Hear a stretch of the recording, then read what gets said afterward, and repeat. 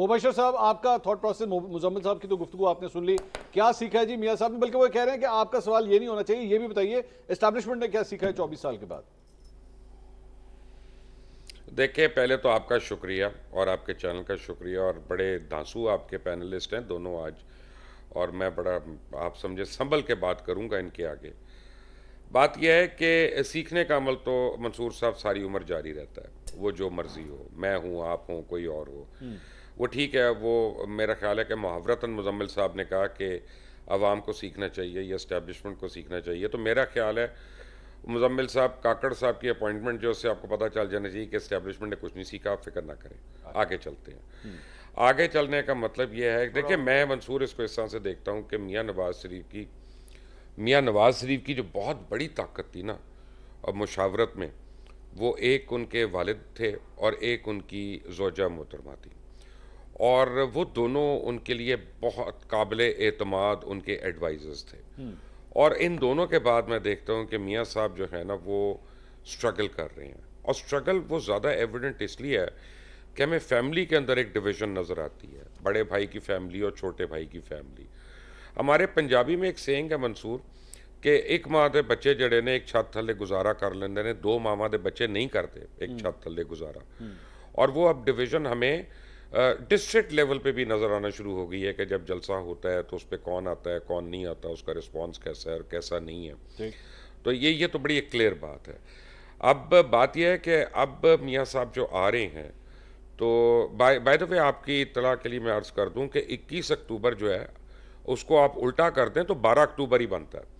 आप फिक्र ना करें, ये भी कुछ ज़्यादा मुख्तलिफ डेट नहीं होनी, ठीक है ना। तो 21 और 12 में कुछ ज़्यादा फ़र्क नहीं है, सिर्फ उल्टाओं का फ़र्क है जी। और अभी बड़ी सरप्राइजेस बाकी हैं। और मुबशर देखें, साहब, बात यह है कि यहाँ पे मुबशर साहब नया पंडोरा बॉक्स ना खोल दीजिएगा। अब मुझे ये मत कहिएगा कि मियाँ साहब नहीं आ रहे 21 अक्टूबर को, ये प्लीज मत कह दीजिएगा।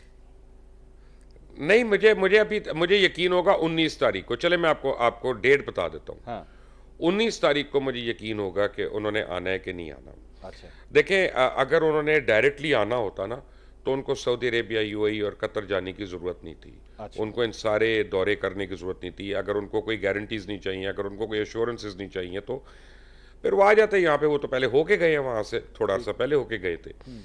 अब सवाल ये पैदा होता है, मैं उनके आने या ना आने के ऊपर बात नहीं कर रहा, मैं सवाल ये पैदा होता है कि मियाँ साहब जो 4 साल से पाकिस्तान से बाहर हैं, विद ऑल ड्यू रिस्पेक्ट्स, कि जो पाकिस्तान में अवाम का मूड चेंज हो गया, वो मेरा ख्याल है कि उनकी पार्टी में इतनी हिम्मत नहीं है उनको भरपूर तरीके से उनको बताए। आज देखें, आज फैसलाबाद में क्या हुआ सुबह को, कि स्कूल के बच्चे हैं, वो मियाँ साहब के इस्तकबालिया एक पोस्टर लगा हुआ है, उसको उन्होंने फाड़ा, पुलिस ने हवाई फायरिंग की और उनको गिरफ्तार कर लिया। उन बच्चों को, अंडर एज बच्चे हैं, और उनको अरेस्ट करके ले गए। आप चाहें तो मैं आपको फुटेज भी आपको दे देता हूँ।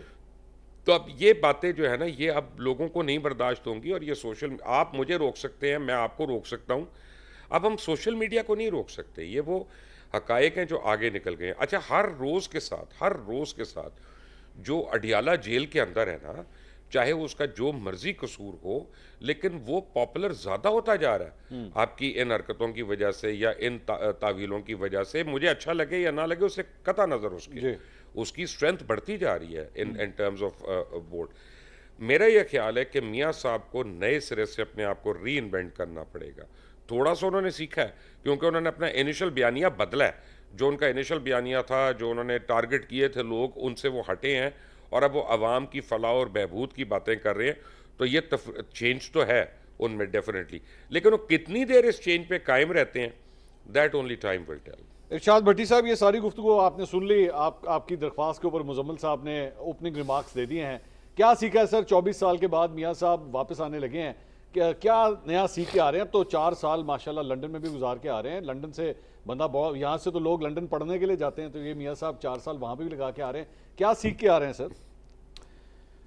2-3 बातें हैं मंसूर भाई। पहली बात यह है कि 75 साल की तारीख देखें तो 2 निज़ाम हमने भुगते, एक फ़ौजी आमरीत और दूसरी सिविलियन आमरीत जी। और सिविलियन आमर जो हैं वो इसलिए बदतर हैं फ़ौजियों से कि वो मुनाफिक निकले।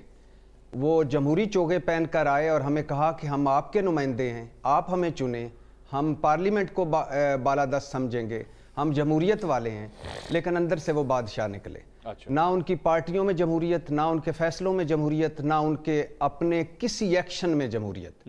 فوجی آمر آئے تو جمہوریت پھیلاؤ مہم میں لگ گئے، سویلین آمر آئے تو بادشاہت قائم کرنے میں لگ گئے. پہلی بات تو یہ. دوسری بات یہ ہے کہ میاں محمد نواز شریف صاحب 4 سال بعد واپس آ رہے ہیں اپنے ملک، اور وہ ایئرپورٹ سے ہی ہمیں پتہ چل گیا ہے کہ چوتھی مرتبہ کا ہمارا وزیر اعظم کی واپسی شروع ہو گئی ہے.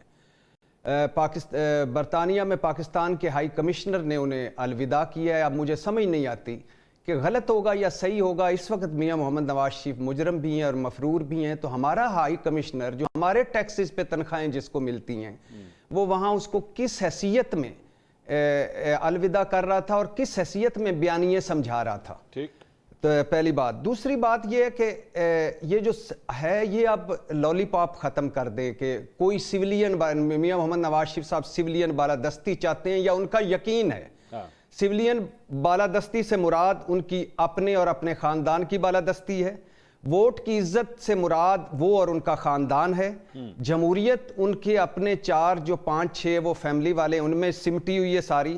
اصول اخلاقیات منطق کا دور دور تک کوئی نام و نشان نہیں. ٹھیک ہے. وہ جب بھی مشکل وقت آتا ہے وہ ہمیں چھوڑ کے چلے جاتے ہیں، اور کبھی جدہ چلے جاتے ہیں، کبھی لندن چلے جاتے ہیں، اور جب ان کو سوٹ کرتا ہے وہ گجرانوالہ جلسہ برپا کر لیتے ہیں، جب ان کو سوٹ کرتا ہے وہ قرآن پر حلف لے کر ایکسٹینشن دے دیتے ہیں. ڈیلیں ڈھیلیں، پتلی گلیاں، چور دروازے، یہ پہنچے ہوئے بزرگ ہیں اس میں. اور آخری بات منصور بھائی کہ یہ 16 مہینے کی حکومت اگر کامیاب ہو جاتی تو ایون فیلڈز میں پہلی پریس کانفرنس ہوتی کہ دیکھا ہم تھے تجربہ کار، ہم تھے ارسطو، ہم تھے افلاطون، ہم سارے مسائل کا حل ہمارے پاس تھا، ہم نے ہمیشہ اس ملک کی نیا پار لنگائی ہے، اور یہ دیکھو 16 مہینے میں ہم نے کیا کرشمہ کر دیا.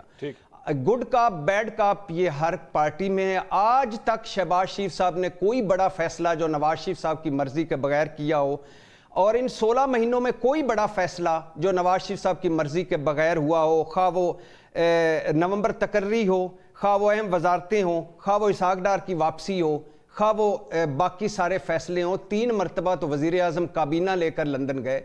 تو یہ ان کی ناکامی ہے.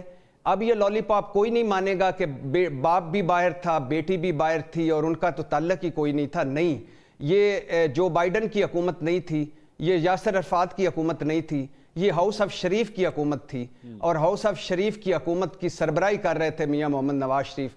تو آخری بات اور مختصر بات، ہماری بدقسمتی یہ ہے، بد نصیبی یہ، ہمارے برے نصیب اس طرح ہے کہ ہمارے کسی بڑے نے بھی کچھ نہیں سیکھا، اور نہ انہوں نے سیکھنا ہے. اور 70-75 سال کی عمر میں کوئی کیا سیکھ سکتا ہے؟ یہ جگاڑو ہیں، مفادات والے ہیں، موقع شناس ہیں، موقع پرست ہیں، اور ان کا ایک ہی روٹین ہے. چونکہ یہ جمہوریت کے گملوں میں اگے نہیں ہیں، لہٰذا جمہوریت کا پتہ نہیں، وہی چند ٹیکٹس ہیں، اسی پہ چلے ہوئے ہیں اور چلتے رہیں گے. جی بالکل، آپ کا کامنٹ میں I'm not going to repeat all these things. آپ اس پہ کامنٹ کرنا چاہیں گے، پلیز گو اہیڈ. اصل میں انہوں نے نا 2 ادوار کا ذکر کیا ہے کہ ایک سویلین اور ایک آمریت. جی. اور کہا ہے کہ جو سویلین آتے ہیں وہ آمریت قائم کرتے ہیں، جو آمریت والے آتے ہیں وہ جمہوریت قائم کرتے ہیں. بھٹی صاحب نے جو موقف وہ بھول گئے ہیں. اب ہم ایک نئے دور میں ہیں. یہ نہ سویلین ہے نہ آمریت ہے، یہ ہائیبرڈ ہے. یہ 24 سال میں پاکستان کی اسٹیبلشمنٹ نے پھر یہ سیکھا ہے، ایک ہائیبرڈ ماڈل انہوں نے سیکھا ہے.